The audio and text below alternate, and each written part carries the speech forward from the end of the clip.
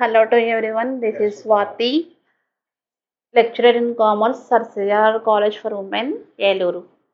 Today topic is Green Revolution, Harita Viplavam. Introduction. The Green Revolution in India refers to a period of time when agriculture in India changed to an industrial methods and technology such as high yielding variety, seeds, tractors, pump sets, etc. So మనం చూసుకుంటే కనుక green revolution హరిత విప్లవం అనేది మనకి after independence తర్వాత 1960s నుంచి start అయ్యింది. సో ఏంటంటే స్వతంత్రం వచ్చే నాటికి మన భారతదేశ వ్యవసాయ అభివృద్ధి అనేది చాలా మందకొడిగా ఉంది అని చెప్పుకోవచ్చు. సో ఏంటంటే అనేక రకాలమైన ప్రాబ్లమ్స్ అనేవి మనం చూడవచ్చు. అంటే మూలధనం కొరత కావచ్చు, విత్తనాలు సరైన రకం రాకపోవడం, అంటే నాసిరకం విత్తనాలని ఎక్కువ కల్తీ అనేది ఎక్కువగా జరగడం, నెక్స్ట్ సరైన నీటిపారుదల సౌకర్యాలు లేకపోవడం. సో ఇలాంటి ప్రాబ్లమ్స్ వల్ల వ్యవసాయ అభివృద్ధి అనేది అంత చెప్పుకోదగిన స్థాయిలో లేదు. సో అందుకని ఇటువంటి హై యీల్డింగ్ వెరైటీ ఇచ్చే విత్తనాలను వాటిని కనిపెట్టడం ద్వారా, అలాగే అడ్వాన్స్డ్ టెక్నాలజీ కలిగిన మిషన్స్ అంటే ట్రాక్టర్స్ కావచ్చు, పంప్ సెట్స్ కావచ్చు, సో సీడ్ జనరేట్ చేసే మిషన్స్ కావచ్చు, వీటినన్నింటినీ కూడా కనిపెట్టడం అనేది జరిగింది. సో అందుకనే గ్రీన్ రెవల్యూషన్ వల్ల అన్ని రంగాల్లో కూడా, అంటే వ్యవసాయంలో అన్ని రకాల మేలు రకమైన పంటలు అనేవి కూడా అభివృద్ధి చెందినాయి అని చెప్పుకోవచ్చు. The green revolution in India refers to a period of time when agriculture in India changed to an industrial methods. So ఇక్కడ చూసుకుంటే కనుక ఇండస్ట్రియల్ సెక్టార్ అనేది ఏ విధంగా డెవలప్ అవుతుందో అదే విధంగా అగ్రికల్చర్ని కూడా డెవలప్ చేయాలనే ఉద్దేశంతో గ్రీన్ రెవల్యూషన్ని అగ్రికల్చర్లో ఈ స్పాన్ ఆఫ్ టైంలో అంటే ఇంట్రడ్యూస్ చేయడం అనేది జరిగిందనమాట. సో దానిలో కొత్తగా కనిపెట్టినవి ఏంటంటే సీడ్స్, విత్తనాలని కనిపెట్టడం అనేది జరిగింది. హై యీల్డింగ్ వెరైటీస్ అంటే ఎక్కువ దిగుబడినిచ్చే విత్తనాలని, వంగడాలని కనిపెట్టడం అనేది జరిగింది. అలాగే కొత్త రకం అడ్వాన్స్డ్ టెక్నాలజీని యూస్ చేసి ట్రాక్టర్స్ని, పంప్ సెట్స్ని వాటిని లాంచ్ చేయడం అనేది జరిగింది. Indian green revolution was started by doctor MS Swaminathan. So మనం భారతదేశంలో హరిత విప్లవంని స్టార్ట్ చేసిన వారు డాక్టర్ ఎంఎస్ స్వామినాథన్. సో ఈ ఈ గ్రీన్ రెవల్యూషన్ అన్న వర్డ్ అనేది మన ఇండియాలో 1960s నుంచి స్టార్ట్ అయ్యింది. అంతకుముందు వేరే దేశాల్లో కూడా దీన్ని స్టార్ట్ చేయడం అనేది జరిగింది. మన ఇండియాకి వచ్చేసరికి 1960sలో స్టార్ట్ అయిందని చెప్పుకోవచ్చు. He is the father of Indian green revolution. So భారతదేశ హరిత విప్లవానికి పితామహుడుగా ఎంఎస్ స్వామినాథన్ని మనం చెప్పుకోవచ్చు. This programme started in the early 1960s and led to an increase in food grain production. So ఏంటంటే ఈ గ్రీన్ రెవల్యూషన్ని 1960sలో లాంచ్ చేశారు. ముఖ్యంగా దేంట్లో ప్రవేశపెట్టడం జరిగిందంటే ఆహార ధాన్యాల ఉత్పత్తిని పెంచడం, especially in Punjab, Haryana and Uttar Pradesh during the early phase. So మొదటి దశలో భాగంగా ఏంటంటే పంజాబ్, హర్యానా, ఉత్తరప్రదేశ్ రాష్ట్రాల్లో దీన్ని ఇంప్లిమెంట్ చేయడం అనేది జరిగింది. The crop area under high yielding varieties of wheat and rice grew during the green revolution. అంటే దీనిలో భాగంగా ఏంటంటే అధిక దిగుబడినిచ్చే వంగడాలని కనిపెట్టడం అనేది జరిగింది. ముఖ్యంగా వరి, గోధుమ వాటిలో వీటిని మొదటగా ప్రవేశపెట్టడం అనేది జరిగిందనమాట. సో ఇది గ్రీన్ రెవల్యూషన్కి సంబంధించి మొదటిగా మనం తెలుసుకోవాల్సింది. నెక్స్ట్ వన్, డెఫినేషన్, నిర్వచనం. Green revolution is the great increase in production of food grains due to the introduction of HYV, so high yielding varieties, to the use of pesticides and better management techniques.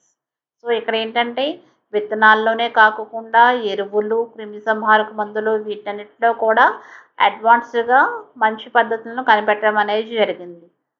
So the great increase in production of food grains అంటే ఆహార ధాన్యాలలో అభివృద్ధిని సాధించడం.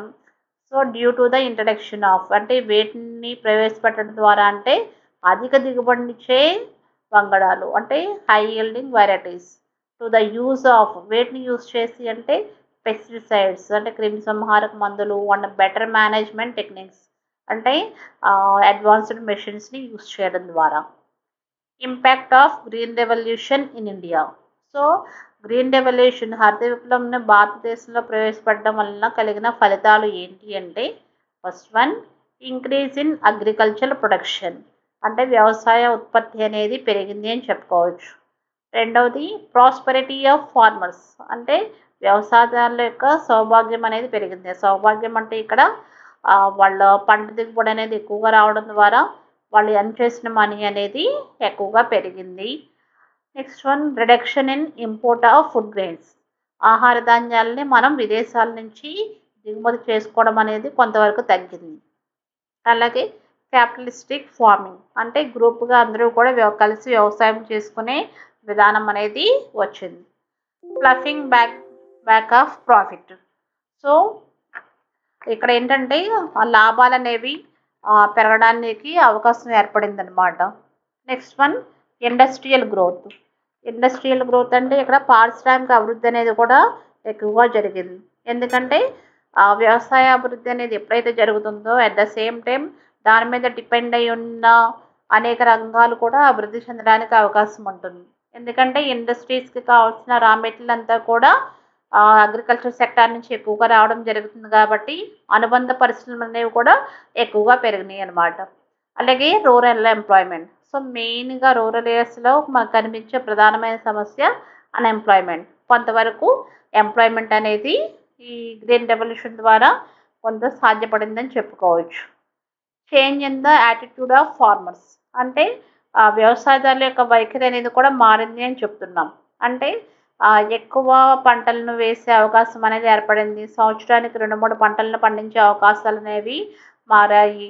Next అలాగే అంతర పంటలని అంటే multi క్రాప్స్ని కూడా ఇంట్రడ్యూస్ చేసే అవకాశం అనేది వచ్చిందనమాట. ఇవన్నీ కూడా ఆ హరిత విప్లవం యొక్క ఫలాలని చెప్పుకోవచ్చు. ఫస్ట్ మనం ఈ హరిత విప్లవం ద్వారా ఏమేమి సాధించామంటే ఈ విధంగా చూడవచ్చు అనమాట. అచీవ్మెంట్స్ ఆఫ్ గ్రీన్ రెవల్యూషన్ అన్ని రంగాల్లో కూడా అభివృద్ధి సాధించామని చెప్తున్నాం కదా. సో అవన్నింటినీ కూడా 1 by 1 మనం చూడవచ్చు. First one the major achievement of green revolution was that there is a substantial increase in agriculture production. టోటల్గా మనం ఓవరాల్గా చూసుకుంటే కనుక గ్రీన్ రెవల్యూషన్ వల్ల మొదటగా సాధించిన ప్రగతి ఏంటంటే వ్యవసాయ ఉత్పత్తి అనేది బాగా పెరిగింది అని చెప్పుకోవచ్చు.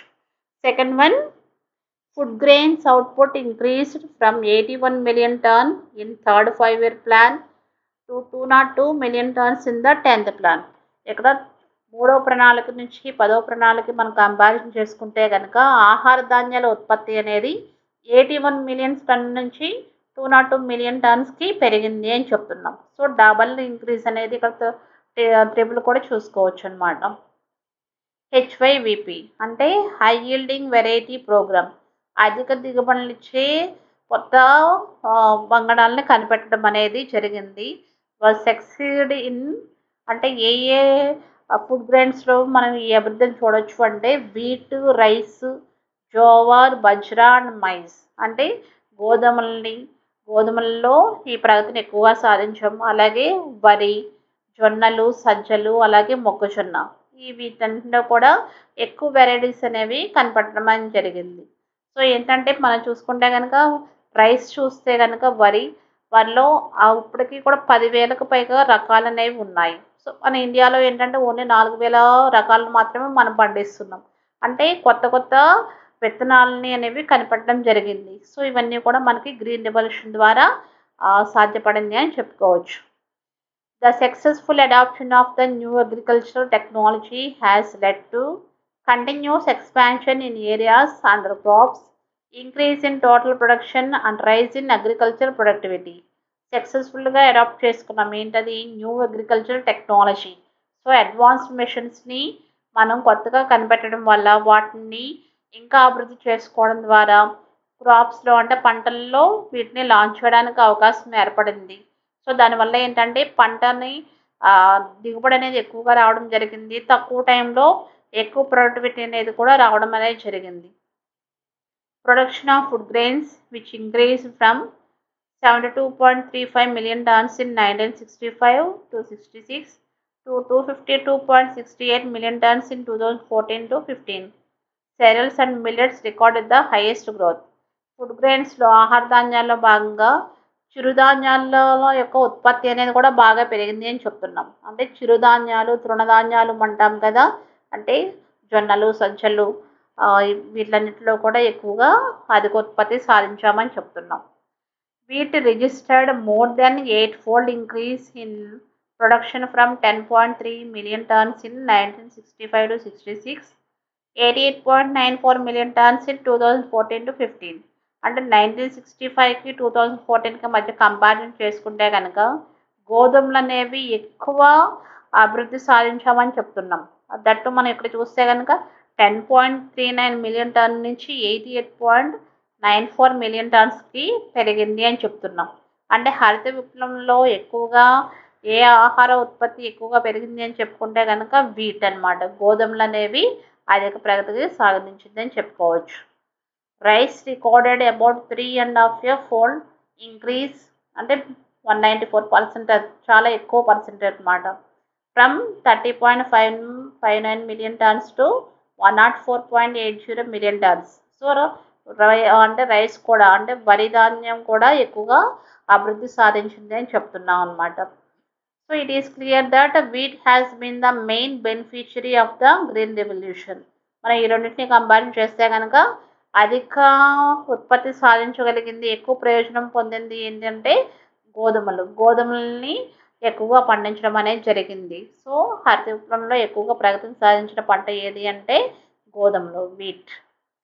There is practically no import of food grains during the last 5 years, and India is in a position to export some of the food grains in the event of a bumper crop. ఇక్కడ మనం చూస్తే కనుక import చేసుకునే అవకాశం అనేది చాలా తగ్గిపోయింది అని చెప్తున్నాం. సో ఏంటంటే ఎక్స్పోర్ట్ చేసే స్టేజ్కి ఆహార ధాన్యాల్లో అంత ఉత్పత్తిని మనం సాధించగలిగాము అంటున్నాం. సో ఇక్కడ ఏంటంటే no import of food grains during the last 5 years, అంటే గత 5 సంవత్సరాలకు మనం చూస్తే కనుక మన ఇండియా అనేది ఇంపోర్ట్స్ అనేవి చాలా తగ్గినాయి. ఫుడ్ గ్రెయిన్స్లో ఆహార ధాన్యాల్లో ఎక్స్పోర్ట్ చేసే స్టేజ్కి మనం వచ్చామన్నమాట. ఇదంతా కూడా మనకి హరిత విప్లవం వల్ల, గ్రీన్ రెవల్యూషన్ వల్ల సాధ్యపడింది. The green revolution has helped us in increasing the farm production, although these inputs has created a large number of problems such as soil salination, groundwater pollution, nutrient imbalances, emergence of new pests and diseases, and environmental degradation. ఇక్కడ మనం చూసుకుంటే కనుక criticism అంటున్నాం, అంటే విమర్శ. హరిత విప్లవం వల్ల సాధించిన ప్రగతి అధికంగా ఉన్నప్పటికీ కూడా కొంత విమర్శ అనేది ఉంది అని చెప్తున్నాం. ఎందుకంటే కొన్ని ప్రాబ్లమ్స్ అనేవి రైజ్ అయినాయి. అవి ఏంటంటే large number of problems such as soil salination, అంటే నేల కోత, అంటే ఏంటంటే నేల సారం అనేది చాలా తగ్గిపోవడం. అంటే పెస్టిసైడ్స్, ఫెర్టిలైజర్స్, ఎక్కువ డెన్సిటీ కలిగిన ఎరువులని మనం యూజ్ చేయడం వల్ల ఏంటంటే పంట సారం అనేది తగ్గిపోతుంది.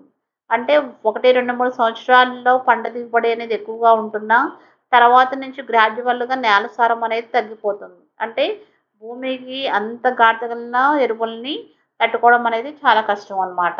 సో ఏంటంటే పంటలకు పైన ఉన్న లేయర్లో ఉన్న పోషక విలువలన్నీ కూడా వెంటనే పాడైపోయే అవకాశం ఉంటుంది. అలాగే ground water pollution, chemical part అనేది ఎక్కువగా ఉండడం వల్ల ఏంటంటే ఆ కెమికల్ పార్ట్ అంతా కూడా అండర్ గ్రౌండ్కి వెళ్ళడం వల్ల అక్కడ ఉన్న వాటర్ అంతా కూడా పొల్యూషన్ అవుతుంది. మళ్ళీ ఆ పొల్యూటెడ్ వాటర్ని మనం అబ్జర్వ్ చేసుకోవాలి.